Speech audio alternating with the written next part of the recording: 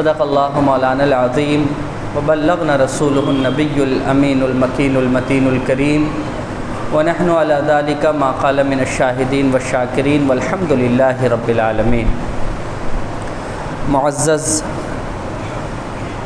حاضرین، حصول برکت کے لیے بارگاہ رسالت مآب میں درود پاک پڑھ لیجیے۔ اللہم صلی وسلم علی سیدنا محمد بارک وسلم صلاۃ و سلام علیک یا رسول اللہ، صلاۃ و سلام علیک یا حبیب اللہ صلی اللہ تعالی علیہ وسلم۔ حضرات گرامی، آج میں نے جس آیت مبارکہ کی تلاوت کا شرف حاصل کیا ہے، بغیر تمہید کے اس پر چند باتیں آپ تمام حضرات کے سامنے عرض کرنا چاہتا ہوں۔ اس سے پہلے دو تین باتیں جو بڑی اہم ہیں وہ آپ کے ذہن میں، آپ کے دل میں اتارنے کی کوشش کرتا ہوں کہ یاد رکھیے، صبح قیامت تک اس دنیا میں اللہ کے ولی باقی رہیں گے۔ ایسا ہو ہی نہیں سکتا کہ اس دنیا میں اللہ کا ولی وقتاً فوقتاً موجود نہ ہو، کیونکہ اللہ تعالیٰ قرآن مجید میں فرماتا ہے جگہ جگہ پر الا ان اولیاء اللہ لا خوف علیہم ولا هم یحزنون الذین آمنوا وکانوا یتقون۔ ایک جگہ اللہ رب العزت فرماتا ہے یا ایھا الذین آمنوا اتقوا اللہ وکونوا مع الصادقین، اے ایمان والو اللہ سے ڈرو اور سچوں کے ساتھ ہو جاؤ۔ اللہ تعالیٰ جو سچوں کے ساتھ ہونے کی بات کر رہا ہے وہ ہوں گے تبھی تو ان کے ساتھ کوئی ہوگا۔ اور یہ کتاب قیامت تک کے لیے ہے۔ یہ کتاب ایسا نہیں ہے کہ رسول اللہ صلی اللہ علیہ وسلم کے زمانے تک ہی محدود رہے گی، نہیں، یہ قیامت تک کے لیے کتاب ہے۔ تو اللہ کے ولیوں کا آنا جانا قیامت تک لگا رہے گا اور اللہ کے ولی موجود رہیں گے۔ بعض لوگ نادانی میں، کم عقلی میں یہ بات کہہ دیتے ہیں کہ اب کہاں کوئی اللہ والا اس دنیا میں پایا جاتا ہے۔ صاحب، پایا تو جاتا ہے، ہمارے پاس نگاہ نہیں کہ ہم ان کو دیکھ سکیں۔ اور غلط سلط پیر، دکھاوے کے پیر، گمراہ پیر اتنے پیدا ہو گئے، اس قدر پیدا ہو گئے کہ ان گمراہ پیروں کے آگے سچا پیر چھپ گیا ہے۔ سچا پیر چھپ گیا ہے، اتنے گمراہ پیر ہو گئے ہیں، اتنے بد کردار، بد اخلاق، بد اعمال پیر ہو گئے ہیں کہ ان پیروں کے آگے سچے پیر اب چھپ چکے ہیں، ہمیں اور آپ کو نظر نہیں آتے۔ تو ہمارے اور آپ کا نظر نہ آنا یہ اس بات کی دلیل نہیں ہے کہ اللہ والا ہے ہی نہیں اس دنیا میں۔ اللہ والا اس دنیا میں ہے، ہمیں اور آپ کو دکھتا نہیں۔ اب سوال یہ پیدا ہوتا ہے کہ اللہ والے ہیں، ان کی پہچان کیا ہے، انہیں پہچانا کیسے جائے؟ کیونکہ آپ جانتے ہیں کہ جس بازار میں بہت زیادہ دکانیں ہوتی ہیں، جس بازار میں اچھی خاصی بکری ہوتی ہے، جس بازار میں لوگوں کا آون گمن زیادہ ہوتا ہے، جس بازار میں مال اور سامان زیادہ بکتا ہے، اسی بازار میں کھرا اور کھوٹا دونوں سکہ چلایا جاتا ہے۔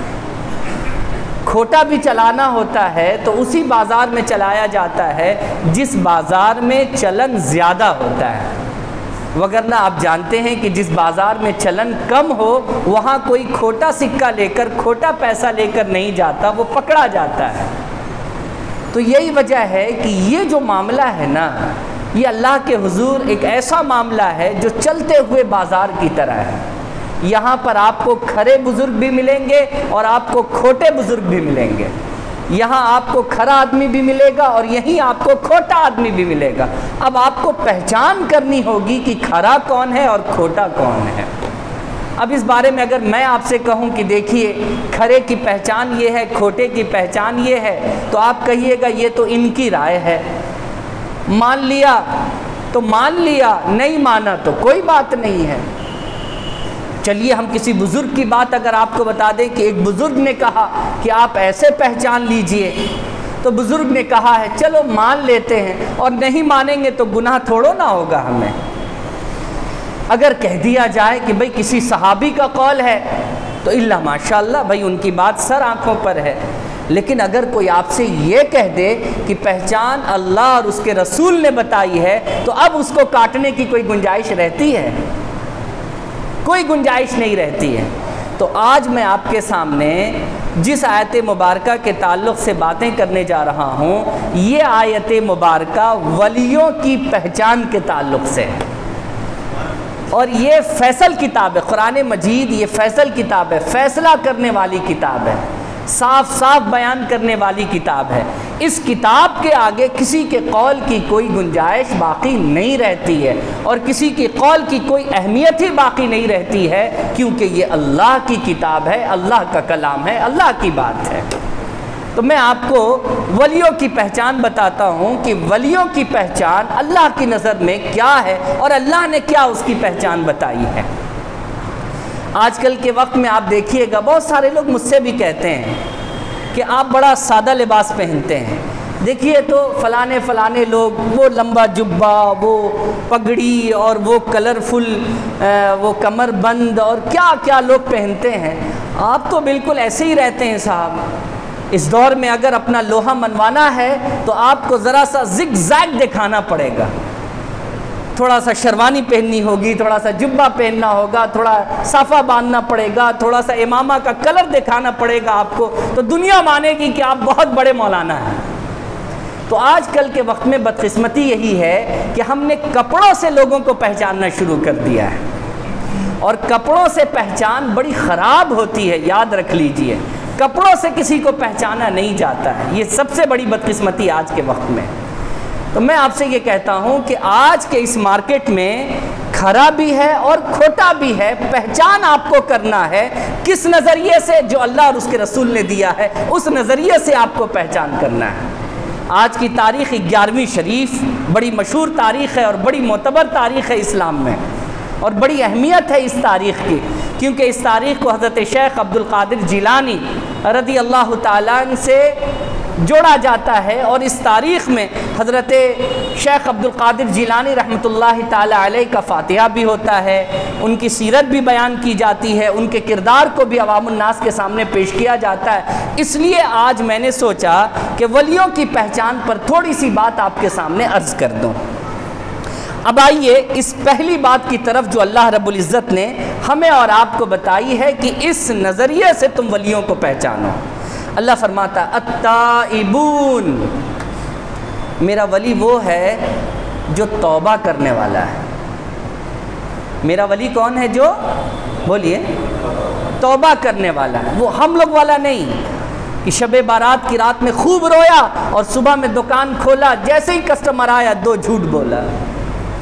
رات میں خوب رویا اور صبح میں دکان کھول کر 2 جھوٹ بول دیا، وہ ہماری والی توبہ نہیں، بلکہ یہ کس توبے کا ذکر ہے؟ یہ اس توبہ کا ذکر ہے، اللہ کے رسول صلی اللہ علیہ وسلم، صحیح بخاری اور صحیح مسلم کی متفق علیہ حدیث ہے، حضور نبی کریم صلی اللہ علیہ وسلم فرماتے ہیں میں دن میں 100 مرتبہ توبہ کرتا ہوں۔ کتنی مرتبہ؟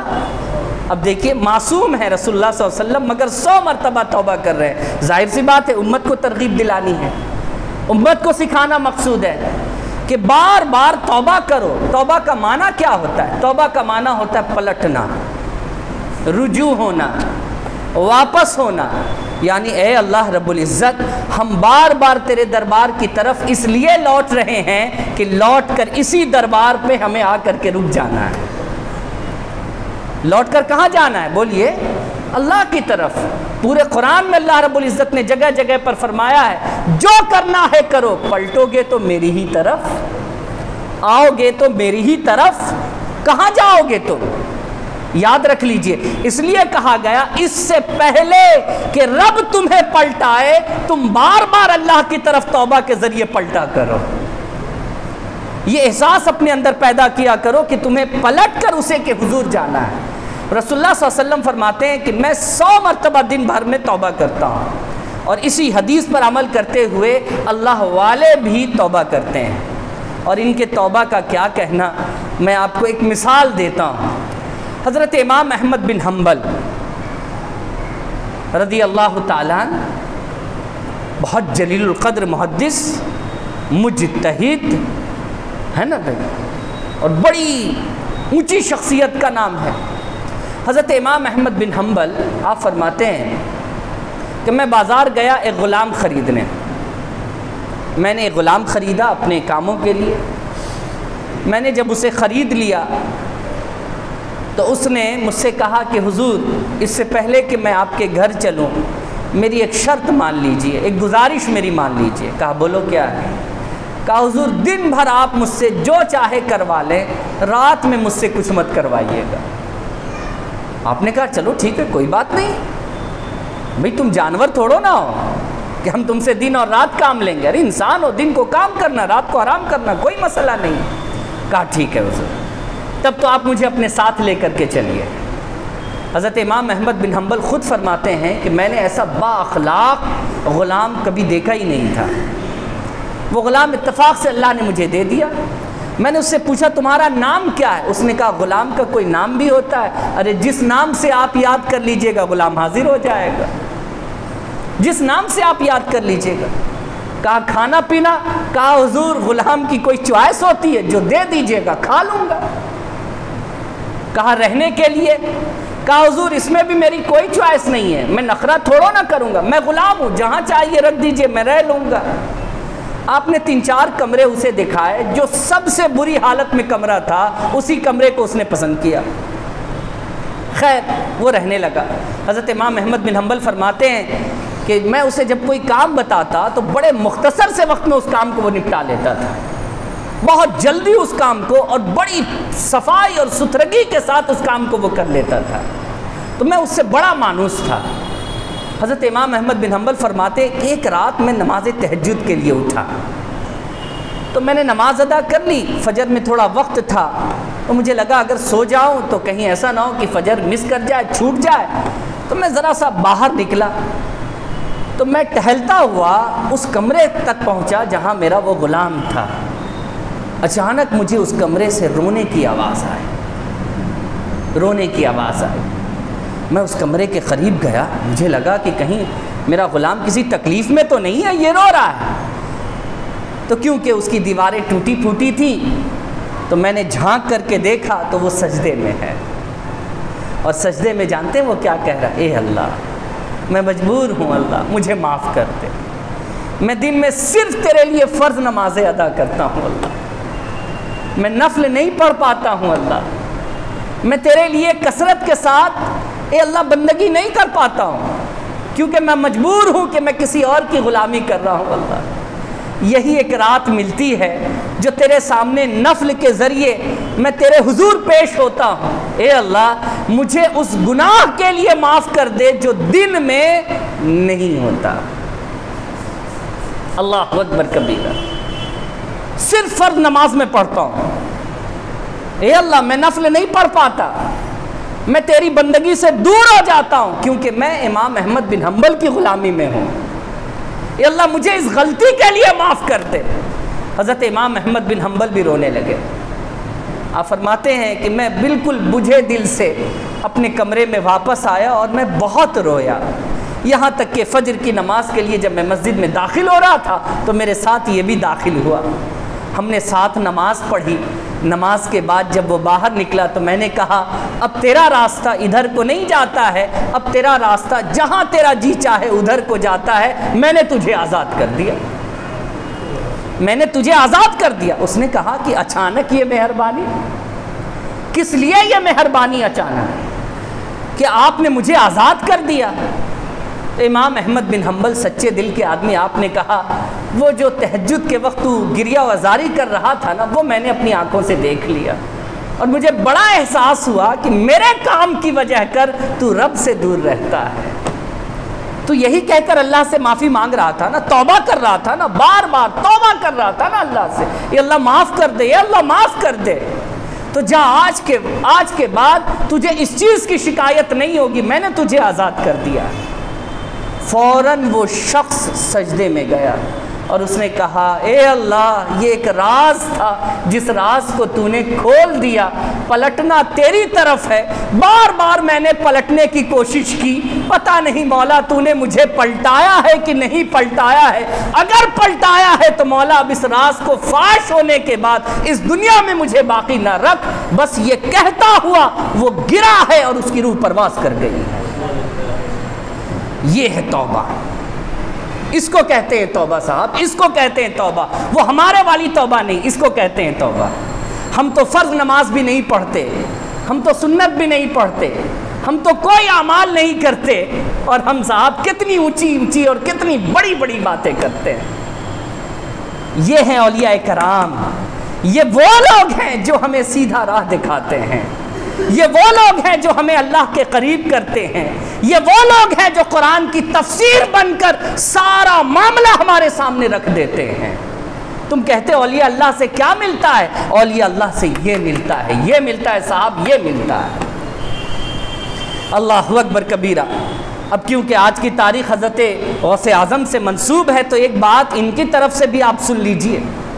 علامہ شیخ سعدی شیرازی رحمۃ اللہ علیہ اپنی کتاب میں لکھتے ہیں کہ ایک شخص خانہ کعبہ کے پاس موجود ہے اور خانہ کعبہ کے ذرات پر اپنے سر کو رکھ کر بڑی درد کے ساتھ، بڑی بے چینی کے ساتھ، بڑی تڑپ کے ساتھ یہ دعا کر رہا ہے، اے اللہ مجھے معاف کر دے، اے اللہ مجھے معاف کر دے، اور اے مالک اگر تو معاف نہیں کرے گا تو کل قیامت کے دن مجھے اندھا اٹھانا اللہ، مجھے آنکھوں کے ساتھ مت اٹھانا اللہ، کیونکہ میں ان آنکھوں سے تیرے بندوں کا سامنا نہیں کر سکوں گا تو میں تیرا سامنا کیسے کروں گا میرے مالک؟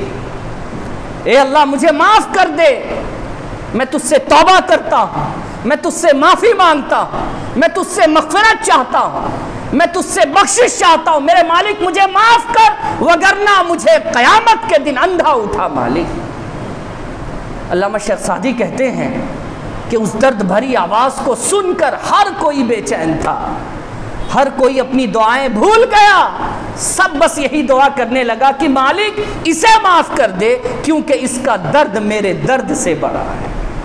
ایک صاحب نے اپنا طواف چھوڑا اور وہیں پر جا کر کے کھڑے ہو گئے تسلی دینے کے لیے، ارے بھائی تم ایسے گھر میں آئے ہو، ایسے در پر آئے ہو جہاں سے دعائیں رد نہیں ہوتی، جہاں پر سن لیا جاتا ہے، یہاں بخشش کے دروازے کھلے پڑے ہیں، جو بخشش چاہتا اسے مل جاتی ہے بخشش۔ وہ بار بار کہہ رہا، یہاں تک کہ اس بندے نے دعا ختم کی اور اپنا چہرہ جھکا کر وہ جانے لگا۔ اس انسان نے اس کے قریب جا کر کے اسے دیکھنے کی کوشش کی، جب اس کی نظر اس کے چہرے پر پڑی تو ایک چیخ نکلی اور وہ کہہ اٹھا، یہ شخص کوئی اور نہیں عبد القادر جیلانی ہے، بغداد کا ولی، بغداد کا غوث عبد القادر جیلانی ہے جو اللہ رب العزت کے حضور ایسی توبہ کرتا ہے۔ میرے بزرگوں، دوستوں اور عزیز بچوں، یہ ولیوں کی پہچان ہے جو اللہ نے قرآن مجید کے اندر بتائی ہے۔ آپ انہیں مانتے ہیں پیر؟ آپ انہیں ولی مانتے ہیں؟ دیکھیے کون ہے ولی، جو ہمہ وقت اللہ کے حضور توبہ کرتا ہے، معافی مانگتا رہتا ہے، مالک مجھے معاف کر دے، مالک مجھے معاف کر دے۔ اس کے بعد اس آیت کا جو دوسرا حصہ، العابدون، عبادت کرنے والے، بندگی کرنے والے۔ بندگی کہتے کس کو ہے صاحب؟ یہ پہلا میں نے آپ کو بتا دیا، اس پر اگر میں صرف لفظ توبہ پر کروں تو ہزاروں نہیں، سینکڑوں، کئی کہہ لیں جمعہ نکل جائے صاحب، اتنے واقعات موجود ہیں۔ اس لیے میں اب دوسرے لفظ کی طرف آ رہا ہوں، العابدون، عبادت کرنے والے ہیں۔ ولیوں کی پہچان یہ ہے کہ وہ عبادت کریں گے، ہر حال میں عبادت کریں گے، نہ کہ یہ صاحب، معاف کیجئے گا تھوڑا سخت جملہ ہے، نہ کہ یہ صاحب کہ چادر چڑھانے کے چکر میں نماز چھوڑیں گے، جلوس نکالنے کے چکر میں نماز چھوڑیں گے، قوالی کے چکر میں نماز چھوڑیں گے، یا دیگر معاملات کے چکر میں نماز چھوڑیں گے۔ یاد رکھ لیجئے، بہت سخت جملہ ہے لیکن معافی کے ساتھ، معافی کے ساتھ عبادت کریں گے، وقتوں پر کریں گے۔ ان الصلاۃ کانت علی المؤمنین، اللہ رب العزت فرماتا ہے کہ بے شک میں نے نماز کو فرض کیا ہے، موقوتا، جو اس کا وقت ہے اسی وقت پر۔ تم دوسرے کاموں کے لیے نماز کو نہیں تم چھوڑ سکتے، نماز کو تم ترک نہیں کر سکتے، یہ ولی کی پہچان ہی نہیں ہو سکتی ہے۔ یاد رکھ لیجئے، جو ولی ہوگا وہ نماز کا پابند ہوگا، اور عبادت میں ہی ماں باپ کے حقوق کو بھی شامل کیا ہے کہ ماں باپ کی بندگی کرنا یہ بھی اللہ کی عبادت ہے۔ بندگی سے مراد ان کے ساتھ حسن سلوک سے پیش آنا، ان کا خیال رکھنا، ان کے ہر معاملات کے اوپر تم اپنے معاملات کو ترجیح دو، دیکھو انہیں کن چیزوں کی ضرورت ہے، اگر تم ان کی خدمت کرتے ہو تو یہ اللہ کی بندگی ہے۔ پڑوسیوں کا معاملہ، بال بچوں کا معاملہ، یہ سب عبادت کے اندر شامل کیا جاتا ہے۔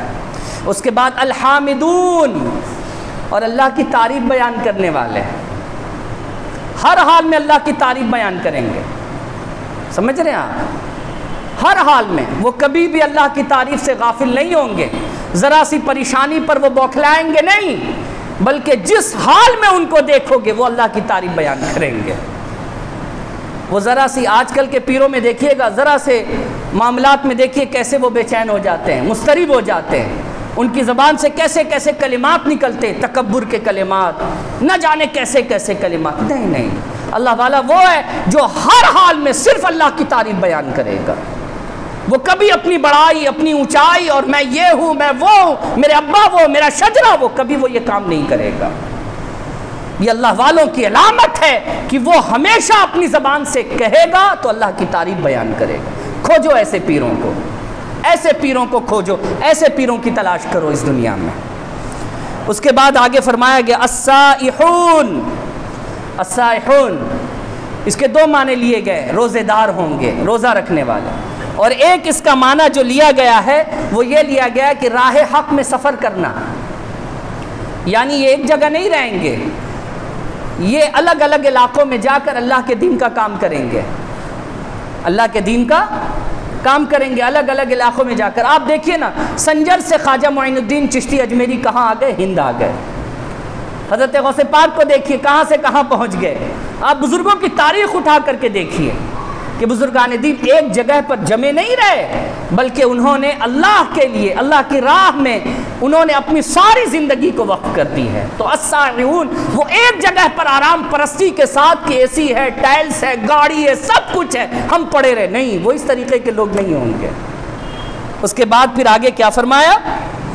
الراکعون رکوع کرنے والے ہوں گے، الساجدون سجدہ کرنے والے ہوں گے، الامرون بالمعروف بھلائی کا حکم دینے والے ہوں گے، والناہون عن المنکر اور برائیوں سے روکنے والے ہوں گے، والحافظون لحدود اللہ اور اللہ نے جو حدیں متعین کر دی ہیں ان حدوں کی حفاظت کرنے والے ہوں گے۔ یہ نشانیاں اللہ نے بتائی ہیں، یہ نشانیاں، پہلا توبہ کرنے والے، دوسرا عبادت کرنے والے، تیسرا حمد اللہ کی تعریف بیان کرنے والے، چوتھا اللہ کی راہ میں تبلیغ کرنے والے یا پھر روزہ رکھنے والے، پانچواں رکوع کرنے والے، چھٹا سجدہ کرنے والے، اور ساتواں بھلائی کا حکم دینے والے، آٹھواں برائی سے روکنے والے، اور نواں اللہ نے جو حدیں متعین کر دی ہیں ان حدوں کی حفاظت کرنے والے۔ 9 علامتیں اللہ رب العزت نے بیان فرمائی ہیں، اور اس کے بعد کہا وبشر المومنین، میرے رسول ایسے لوگوں کو بشارت دے دیجئے، خوشخبری دے دیجئے کہ اللہ نے ان کے لیے جنت بنا کر کے رکھی ہوئی ہے۔ اللہ نے ساری بہاریں ایسے لوگوں کے لیے بنائی ہیں، اور یہی لوگ اللہ والے ہیں۔ ان میں سے کوئی ایک صفت اگر نہ پائی جائے تو پھر تم انہیں اللہ والا تصور بھی ہرگز نہ کرنا۔ یہ وہ پہچان ہے جو آج کے وقت میں نے اپنی ذمہ داری سمجھی کہ میں ایک عام سادہ مسلمان کو بتا سکوں۔ آج کل کا مسئلہ کیا ہے؟ معاف کیجئے گا، تھوڑا سخت جملہ ہے یہ۔ آج کل کا مسئلہ یہ ہے کہ آپ دیکھیے گا کہ گمراہ پیر علماء سے روکتا ہے، وہ کہے گا عالم والم کے مت جایا کرو، مولانا لوگ کے مت جایا کرو، مولانا لوگ گمراہ کرتا ہے۔ وہ اصل میں اس لیے عالم کے پاس نہیں بھیجنا چاہتا کہ عالم وہ ہوتا ہے جو دودھ کا دودھ اور پانی کا پانی کر دیتا ہے۔ اب آپ یہ 9 علامتیں جو آپ نے سنی ہیں، سیکھی ہیں، سمجھی ہیں، اگر کسی کے اندر نہیں پائیے گا تو آپ اس کو ولی مانیے گا؟ یہ تو میں تو نہیں کہہ رہا نا بھائی، یہ تو اللہ رب العزت کی کتاب ہے نا بھائی، میں تو نہیں کہہ رہا۔ تو اسی لیے بہت سارے مکار اور عیار جو پیر ہوتے ہیں وہ علماء سے روکتے ہیں، اس لیے روکتے ہیں کہ علماء وہ ہوتے ہیں جو حق اور باطل کو بیان کرنے والے ہوتے ہیں۔ میرے بزرگوں، دوستو، یہ آپ کی ضرورت کی چیز تھی جو میں نے آپ کے سامنے بیان کر دی۔ اللہ تعالیٰ ہم سب لوگوں کو ولیوں سے محبت کرنے کی توفیق عطا فرمائے، اور ولیوں کی صحیح پہچان اللہ رب العزت عطا کرے۔ اور یاد رکھیے، جو کام اللہ والوں کو پسند ہے وہی کام آپ بھی کیجئے، کیونکہ ہو سکتا ہے ان اچھے کاموں کی وجہ کر آپ بھی ان کی فہرست میں شامل ہو جائیں۔ ہر کسی کو اللہ رب العزت ان کے فہرست میں شامل نہیں کرے گا، بلکہ ان کو کرے گا جو ان کے طریقے کو اختیار کرنے والے لوگ ہیں۔ اللہ رب العزت ہم سب لوگوں کو نیک عمل کرنے کی توفیق عطا فرمائے۔ اب آخری بات جو آج کے لیے ہے وہ یہ کہ بھئی فلسطین کا معاملہ جو بڑا سنسیٹیو معاملہ ہے، اور کل کی رپورٹ تک تو یہی تھا کہ بھئی اسرائیل فلسطین کے اندر گھسا ہے اور ٹینک کے ذریعے اس نے زمینی حملہ کیا اور بہت سارے جگہوں پر اس نے بمباری کی ہے اور سب کچھ اس نے تہس نہس کر دیا، اور یہ سلسلہ جاری ہے اور چلتا رہے گا، جیسا کہ ابھی سننے کو آ رہا ہے اور خبروں کے ذریعے جو باتیں معلوم ہو رہی ہیں۔ ایک چیز جو ہمارے یہاں خاص کر کے ہندوستان میں اور دیگر ایسی جگہوں پر جہاں اسرائیل کے سپورٹر زیادہ ہیں، ان کو بتایا جا رہا ہے کہ حماس جو ہے نا، یہ ٹیررسٹ گروپ ہے، یہ آتنکوادی لوگ ہیں جنہوں نے اسرائیل پر حملہ کیا، اور اس کے نتیجے میں اسرائیل جو ہے وہ اس طریقے کا ایکشن لے رہی ہے اور اس طریقے سے معاملات ہو رہے ہیں۔ اس کے بارے میں آپ کو ایک سچائی بتا دیتا ہوں، اس کو آپ گوگل پہ سرچ بھی کر لیجئے گا۔ 1980 میں ایک ایکٹو گورنر تھا غزہ میں جہاں پر یہ جنگ چل رہی ہے، وہاں کا ایک ایکٹو گورنر تھا جس کا نام تھا یوتیزک سیگو، اس کا نام تھا۔ 1980 میں یہی وہاں کا ایکٹو گورنر تھا۔ اس نے نیو یارک ٹائمز کو ایک انٹرویو دیتے ہوئے اس نے یہ کہا تھا کہ فلسطین کے لوگ امن چاہتے ہیں۔ فلسطین کے لوگ کیا چاہتے ہیں؟ امن چاہتے ہیں۔ وہ چاہتے ہیں کہ سیکولر بن کر کے ہم لوگ رہیں، یعنی سارے مذاہب کے لوگ مل جل کر کے رہیں، لیکن ہم ایسا نہیں ہونے دیں گے، اور ایسا نہیں ہونے دینے کے لیے ہمیں ایک گروپ تیار کرنا پڑے گا، جس گروپ کو ہم پیسہ بھی دیں گے، بم بھی دیں گے، اسلحے بھی دیں گے، سب دیں گے۔ اس گروپ کا یہی کام ہوگا کہ اس جگہ پر وہ امن کو قائم نہیں ہونے دے گا۔ تو اس نے اس گروپ کو قائم کیا، اور اس گروپ کا نام جانتے ہیں کیا رکھا اس نے؟ اسی گروپ کا نام حماس ہے۔ اس گروپ کا نام کیا ہے؟ ہاں، آپ اب دیکھ لیجئے گا، نیو یارک ٹائمز کی یہ رپورٹ ہے، اس کو آپ دیکھیے گا۔ 1980 میں حماس کی بنیاد رکھنے والا ایک یہودی ہے، اور ایکٹو گورنر ہے وہاں کا، غزہ کا، وہ جس نے حماس کو وہاں پر رکھا۔ اور آج یہی حماس جب ان پر اٹیک کر رہا ہے، تو آج دیکھیے ان کے لیے یہ آتنکوادی سنگٹھن جی ہو گیا۔ ان کا کھانا پینا پالن پوشن سب یہی کر رہے تھے، اور آج دیکھیے کیا ہو گیا ہے۔ یہ بات سمجھیے۔ دوسری بات جو قابل غور ہے وہ بھی سمجھیے گا۔ میرے پاس ایک رپورٹ ہے، میں اس رپورٹ کے پیش نظر آپ کو ایک چیز بتاؤں کہ سن 2008 سے لے کر 2019 تک کتنے سال ہوتے ہیں؟ قریباً 11 سال ہوتے ہیں۔ 2008 سے 2019 کتنے سال ہوتے ہیں؟ 11 سال ہوتے ہیں نا لگ بھگ۔ 11 سال کی رپورٹ میں آپ کو بڑی تیزی سے پڑھ کر سنا رہا ہوں کہ 2008 میں یہاں پر کبھی سکون نہیں رہا ہے، کبھی شانتی نہیں رہی ہے، ہمیشہ اسرائیل نے وقتاً فوقتاً یہاں حملہ کیا ہے، اور ان کی طرف سے بھی جوابی کارروائی ہوتی رہی ہے۔ اب حماس کرے، کوئی اور سنگٹھن کرے، اس سے بحث نہیں ہے، لیکن ادھر سے بھی کارروائی ہوتی رہی ہے اور ادھر سے بھی معاملہ ہوتا رہا ہے۔ سن 2008 میں اسرائیلی 853 مارے گئے، ایک سال میں 853 اسرائیلی یہودی مارے گئے، اور اسی سن 2008 میں 3200 فلسطینی مارے گئے۔ 853 کے بدلے 3200 فلسطینی۔ 2009 میں 123 یہودی مارے گئے، اور 2009 میں 7460 فلسطینی مارے گئے۔ سازش کو سمجھیے، آپ ان کی سازش کو سمجھیے۔ اس کے بعد میں بہت زیادہ نہیں، بہت تیزی سے کہہ رہا ہوں آپ کو، 2014 پر چلے آئیے۔ 2014 میں 2796 یہودی مارے گئے تھے اسرائیل میں، اور 2014 میں فلسطین میں 19807 فلسطینی مسلمان مارے گئے۔ 2015 میں صرف 339 یہودی مارے گئے، اور 2015 میں 14813 فلسطینی مارے گئے۔ اس کے بعد آ جائیے 2019 کے اندر، میں 15 کے بعد 2018 بھی آپ کو بتاتا ہوں۔ 2018 میں 123 یہودی مارے گئے، اور 2018 میں 31558 فلسطینی مسلمان مارے گئے۔ 2019 میں بڑی زبردست جنگ ہوئی تھی۔ 2019 میں محض 133 یہودی مارے گئے، اور اس کے بدلے 2019 میں 15,628 فلسطینی مسلمان کو مارا گیا۔ ٹوٹل 2008 سے لے کر 2019 تک 92,466 فلسطینی مسلمان شہید ہوئے ان کے بموں سے، اور ان کے ٹوٹل کتنے لوگ مارے گئے؟ محض 4,373۔ 4,373 کے بدلے 4,500 لوگوں کے بدلے قریباً 1 لاکھ مسلمانوں کو انہوں نے مارا، جو سرکاری ڈیٹا ان کے پاس موجود ہے۔ یونائٹڈ نیشن نے اور بھی رپورٹ جاری کی ہیں۔ یونائٹڈ نیشن نے ایک چیز لکھی ہے، میں آپ کو وہ بتا دوں۔ یونائٹڈ نیشن کا ایک انٹرویو چلا تھا BBC پر، اس میں اس نے بتایا تھا کہ بھئی چلیے غزہ میں تو حماس ہے، یہ مسئلہ چلا، لیکن ویسٹ بینک، یہ تو فلسطینیوں کا علاقہ تھا، ویسٹ بینک میں یہودیوں نے کس طریقے سے قبضہ کیا ہے آپ کو پتہ ہے؟ یہ لاکھوں روپے دیتے ہیں یہودیوں کو، اور یہ یہودی وہاں مسلمانوں کے قریب جاتے ہیں، ان کے ساتھ مار پیٹ کرتے ہیں، ان کو ان کے گھروں سے نکال دیتے ہیں، اور جب یہ اپنے گھر میں دوبارہ مسلمان داخل ہونا چاہتے ہیں تو یہ ان کے سروں پر گولی مار کر ان کو وہیں پر ختم کر دیتے ہیں۔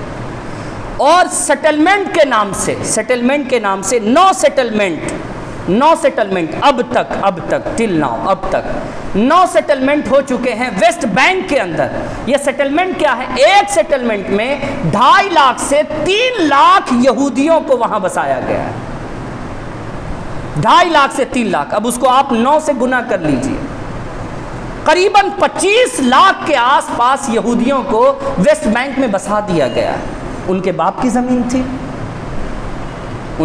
زمین تھی، اور آج یہی فلسطینی مسلمان جب اپنی زمین کے لیے بات کرتے ہیں تو ان کو گولی مار دی جاتی ہے، آزادی چاہتے ہیں تو گولی مار دی جاتی ہے۔ بڑا افسوس آتا ہے، یہ کس طریقے کی سوچ ہے؟